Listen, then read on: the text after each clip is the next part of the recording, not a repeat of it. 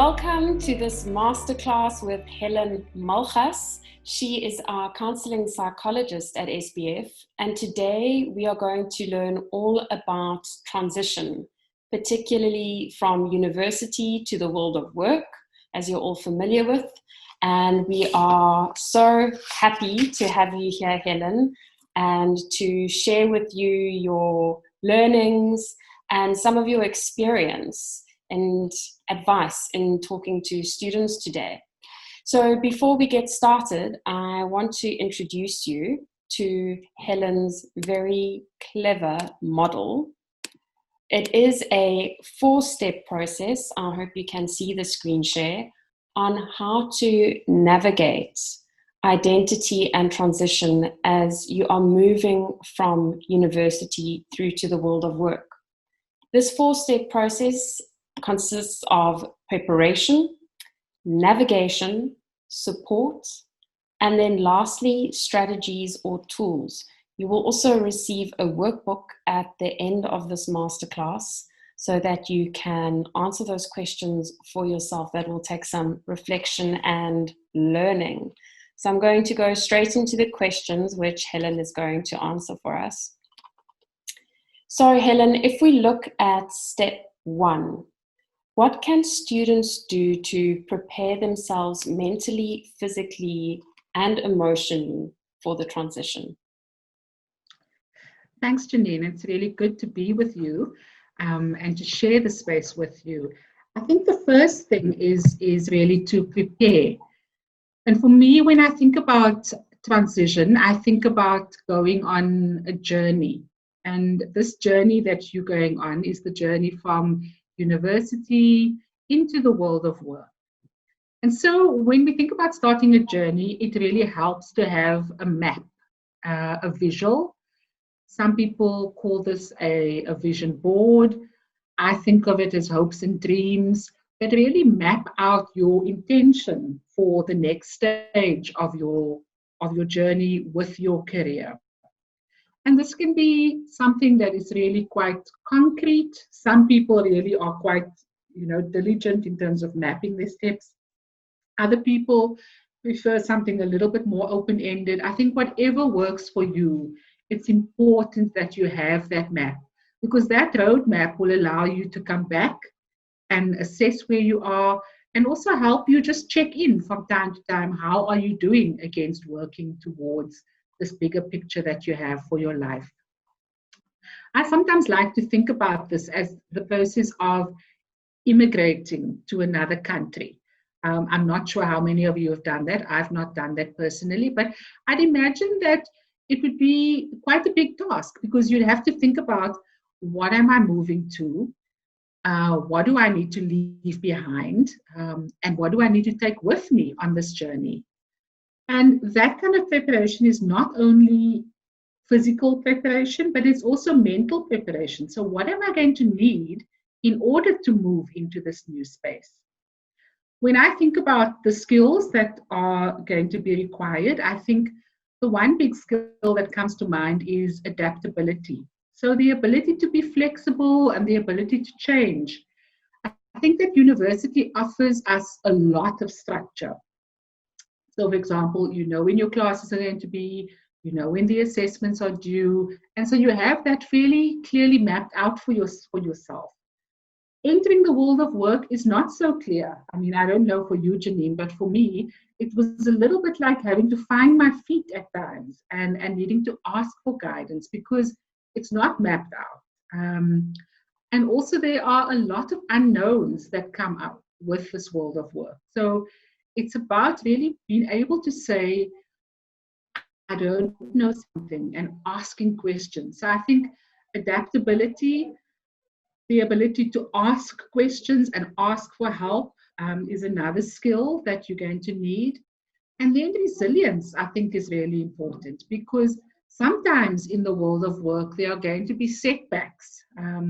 Maybe you will be given your first task and you'll get feedback that's really negative. And this feedback, unlike the feedback that you get at university, where is really somehow feels anonymous because it's just a grade that you get, here the feedback that you will receive is often quite personal, and it may be quite confrontational. So you are really going to have to be able to develop a thick skin. Maybe also work on skills around conflict management, because I think we're not used to that. I know for me, I'm not a very confrontational person, and I find myself working with somebody who is quite confrontational and says things as they are. That's quite difficult.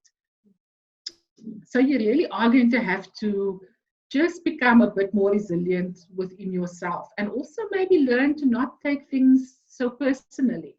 So those are some of my thoughts around the preparation. I think what's also important is that you need to think about who is going to join you on this journey. So when we go on a journey, sometimes we may have a travel companion.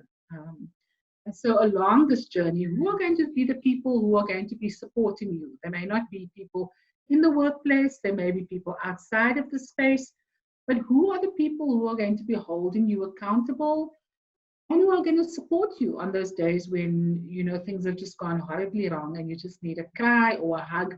Who are those people going to be? So that could be what when I think about preparation, Janine, that would be my thinking around that step. Yeah.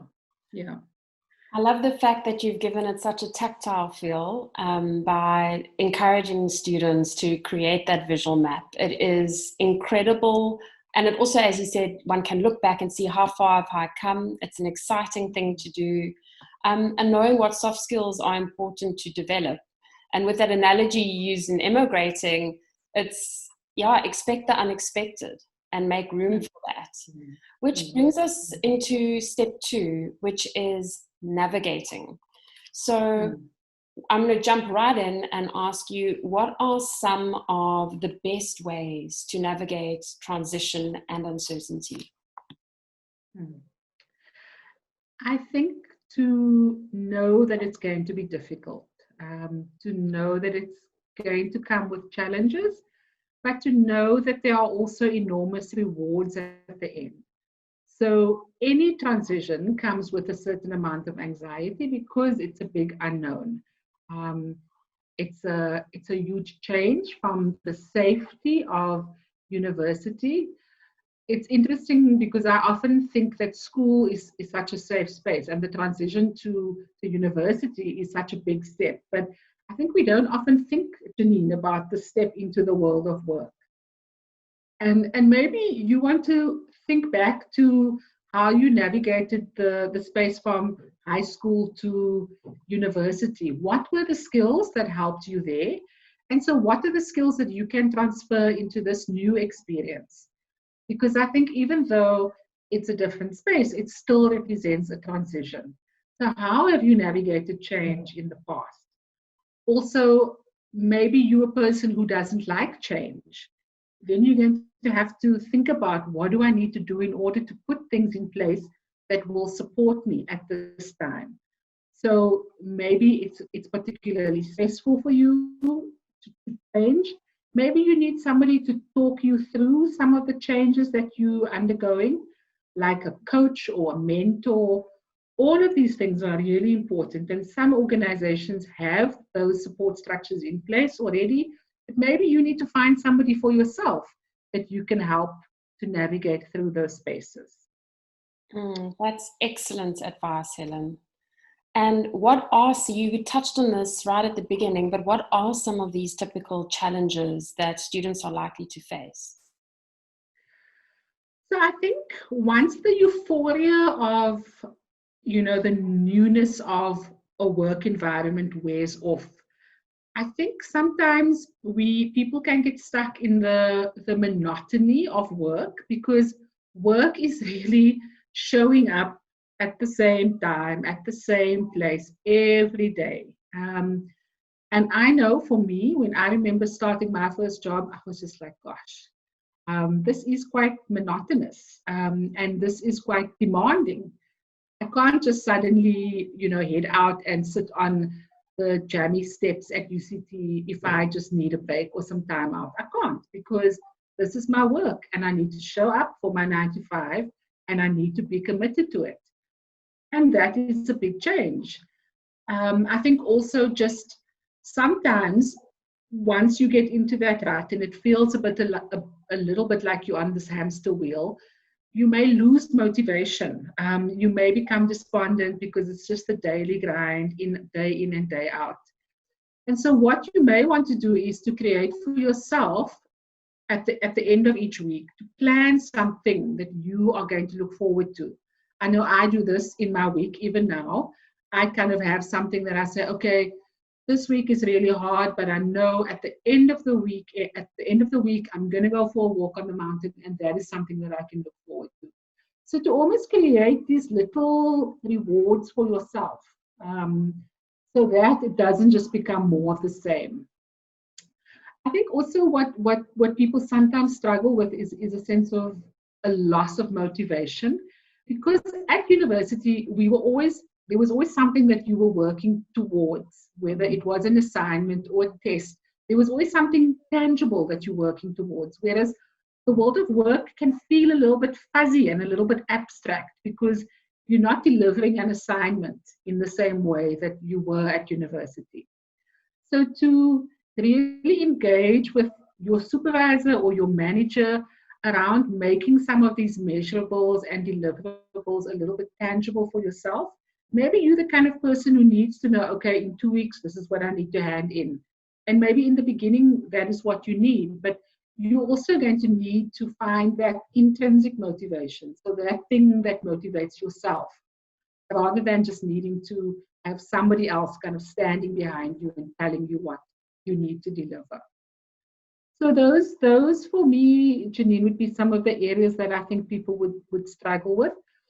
Another thing that I think sometimes in our eagerness to start work, we possibly run the risk of burning ourselves out when there's so much pressure to perform and so much pressure to excel that we just give and give and give and give and give.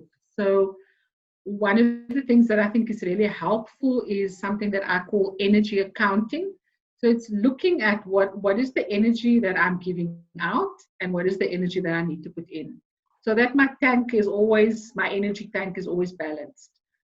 I see it sometimes in my practice with young working professionals where work becomes all of who they are. And so my tip would also be to know that you're not defined by the job that you do, but you've got other aspects of your life. And so just to keep that sense of balance. Yeah, so important. So important. And I think something that people don't touch on enough, and also managing that internal motivation, because at university it's always tied to the next deadline and it's very much extrinsic, but moving that internally at least. Yeah. And then Helen, as students are managing this transitional space, are there any expectations that they should have? I think the one expectation is expect change. Expect that things will be different. Expect your world to be shaken a little bit, but also expect that things will settle down. So when I think about change, I like to think about like a glass bowl with some sediment at the bottom. And when we change something, we shake it up a little bit and the water becomes a little bit murky and we can't see our way through it. But over time, as we just let that water stand and settle, things will settle to the bottom and then you'll be able to see your way through that. So know that even though it's hard in the beginning, that this too shall pass. So expect challenge, expect doubts. I think that's a big thing. Expect to doubt yourself. Expect to question yourself. If this is the first job you're working in, you may be kind of thrown into something that maybe you really don't enjoy. Give yourself permission to question, give yourself permission to explore, but also give yourself permission to fail. I think that, we put so much pressure on ourselves and coming from university spaces where, it's all about your grades, it's all about maintaining. I know if you've been an SPF scholar, the standards have been really high throughout high school, even post-secondary. So, here's a chance where there are no grades.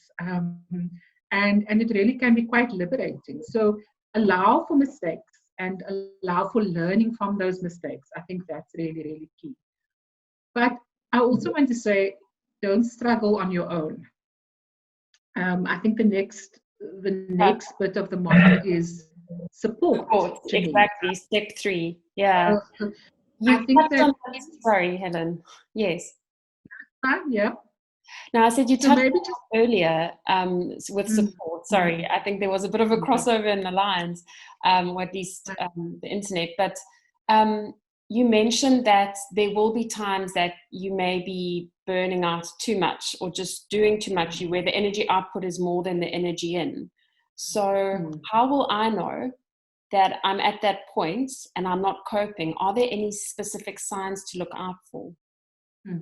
Yeah, I think that a couple of things really, Janine. I think loss of motivation.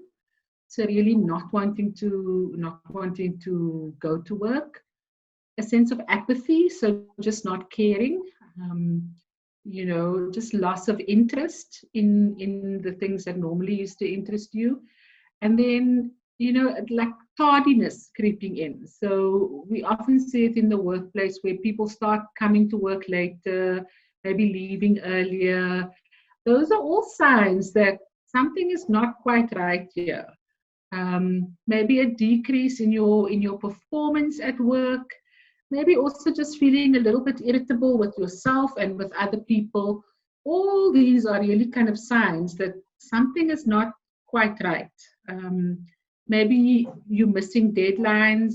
Maybe if you were somebody who was really always on top of things and you start noticing that things are slipping, all those are signs that, okay, maybe I need to pause and just rethink and disengage for a while and then reconnect with work. And if I do notice that I'm ticking most of those boxes, and I'll have a little worksheet for everyone available with those different things that you mentioned, but who can I go to for support in the professional space if I notice that, I tick most of these boxes? I think the first point of call would be your manager or your direct report, whoever you report to. Hopefully you have a good enough relationship with him or her to be able to have that kind of conversation. Then I also think, most companies have some kind of employee wellness program where they offer counseling support for their staff at no cost. If you're lucky enough to work for one of those organizations, then make use of those services. But I also think your human resources person is also a good person to speak to, somebody who sits outside of your direct workspace. But then also, I really want to encourage young people who are starting in the world of work to find themselves a mentor. And the mentor can be somebody who is inside the workspace or somebody who sits outside of that, just an older, wiser person who you trust. So that you have that kind of accountability. And obviously, if you don't feel comfortable enough with that, then, maybe speak to somebody in your support circle. I think another skill that I maybe didn't mention, Janine, that I want to just bring in here is something around vulnerability, because I think that, stepping into the space means that you need to make yourself a little bit vulnerable, and particularly when it comes to asking for help.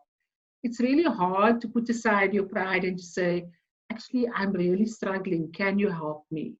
But it's only when we do that can we develop more resilience.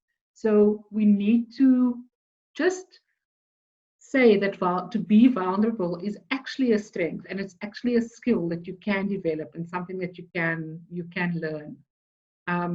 There's a book, Brené Brown writes wonderfully on vulnerability. So, maybe read some of her work. She's very wise, and it's based on good, solid evidence from her research.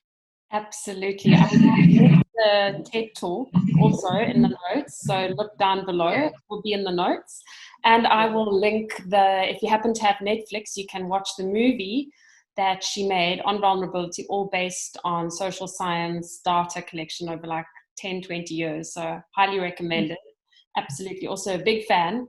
And then we're moving on to our final step, step 4, strategies and tools.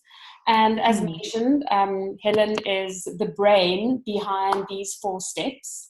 And these 5 questions are questions that come out of a conversation with the head of learning and development at Clicks. So they are definitely worthy considerations, questions for consideration and self-reflection. So Helen, could you take us through those 5 questions? So like Janine said, this came out of a conversation with somebody who actually runs the graduate program at Clicks, who designed it. So I think he knows his stuff. And the first question is around, what is your relationship with authority figures? And I asked him, why would you say that? And he said that people coming into the world of work don't realize often that there's a power dynamic, and that people who are in management positions are senior and they have to be respected. And often, newcomers to the workplace relate in a very casual, informal manner, which I think, is great, because it shows that you're relatable. But you need to think about what is my relationship like with authority? Am I willing to take someone's authority and to run with it? Or am I going to be the one who's constantly questioning it?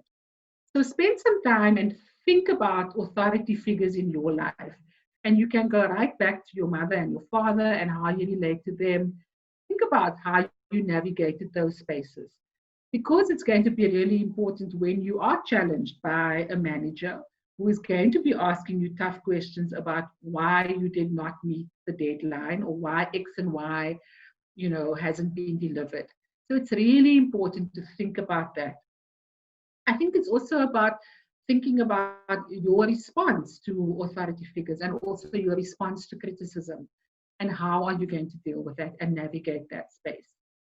So that's the first question, really, is about authority and authority figures and how you relate to authority. The second question is around, how do you prefer to work? So in the workspace, very often you're going to have to work in a team and at the same time work on your own. Now, at university, if you were anything like me, you absolutely hated group work tasks. I don't know if it's just me, but I would much rather prefer to work on my own. Even my 12-year-old son is working on a project for school, and he's like, Mom, working on my own is so much better. But when you get to the world of work, you are not going to be operating in isolation. So you need to think about, what are the pitfalls for you around teamwork? What are the things that you need to remember about how you show up? What are going to be the challenges for you in a group? And maybe what are the opportunities for growth and development in the area of teamwork? Because there's no getting away from it. I know I am a very strong introvert, and lockdown has been wonderful for me because I can sit at my desk and just work.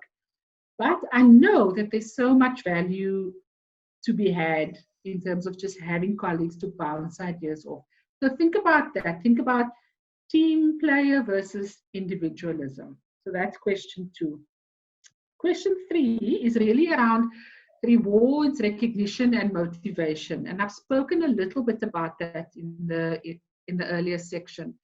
So think about, what are the things that you need to do in order to create rewards for yourself? Because remember, the reward for working is a salary at the end of the month. That is the reward. I mean, no matter how, we may have certain altruistic needs, if we're making a difference in the world, that's good. But at the end of the day, it's that paycheck that really is one of the big motivators. And so for some people, that might not be enough, because that's like a once a month, okay, well done, you've earned your salary. What else do you need to add into your rhythm of your working month in order to create motivation for yourself? So for example, I spoke about having those, at the end of each week, to plan something. Maybe you plan a meal out with a friend, a walk on the mountain. Just something for yourself that keeps you motivated and keeps you engaged. So set those milestones for yourself, and I think celebrate them in whatever way that looks, because it's a hard slog to, and I often see people who are dissatisfied at work, who work from paycheck to paycheck, and it's not enough. You need to think about your relationship with rewards and recognition, and to develop a sense of intrinsic motivation for yourself, because there's going to come a time when your paycheck is not going to be enough. Trust me, I've been there. Along with that, I think I'm going to just link this one. Is question 4 is really about your relationship with money. I think that when you start working, it's really great. Suddenly you've got this whack of money that you never had. If you were anything like me, maybe you have student loans that you have to pay back, maybe, so money suddenly is there that never was there. And I think that you need to be wise in terms of how you steward this money. So it means really thinking about being responsible, thinking about paying off whatever student debt you may have, get into a culture of saving. I think you covered this at some point along some of these classes, but just a reminder to think about your relationship with money. And money can be a great motivator, but money can also trip us up and land you into all kinds of horrible situations around debt. So just really be careful around how you manage money. And then the 5th thing, which I think is really quite big, is think about failure and think about how you deal with setbacks. I think that in this world, we're so focused on success and doing well that we forget the flip side. We forget to skill ourselves in terms of how to deal with failure. And maybe you failed before. In fact, I hope some of you have failed a test or an exam, because I think it really gives you a sense of, okay, it's okay to fail. But in the world of work, begin to think about what is your relationship with failure? How do you deal with that? How do you get back up again and kind of soldier on? What are the things that you need to put in place when there is a setback, when there is negative criticism? How are you going to maybe protect yourself? Because, one's ego does get a little bit bruised when somebody gives you some really bad feedback about work that you've done. But how do you stay true to who you are? So sometimes what I've done in my diary, I write down kind of words that I believe about myself. And if something goes wrong, I just look at those words and I go like, okay, no, this is who you are, Helen, and this is what you believe about yourself. So no matter what happens, this doesn't change who you are. So those are the kinds of questions, Janine, that I think you need to start thinking about and reflecting on as you enter the world of work. I also think that one of the practices which I find really helpful is just to think about what you're learning, because when you start your first job, you are going to be learning so much. So to keep a journal where you write down the things that you're learning so that you can come back to those things, but also to write down things that you are grateful for, because I think gratitude really plays a big part in just creating a sense of well-being. So those are my suggestions in terms of what to focus on. And like I said, coming from someone who works with graduates, so I think it has a lot of value to add. Absolutely. So much food for thought and some really practical tips around what to do. And I think those 5 questions, apart from the reflection, are great questions to bring to a coaching conversation. So just keep that in mind.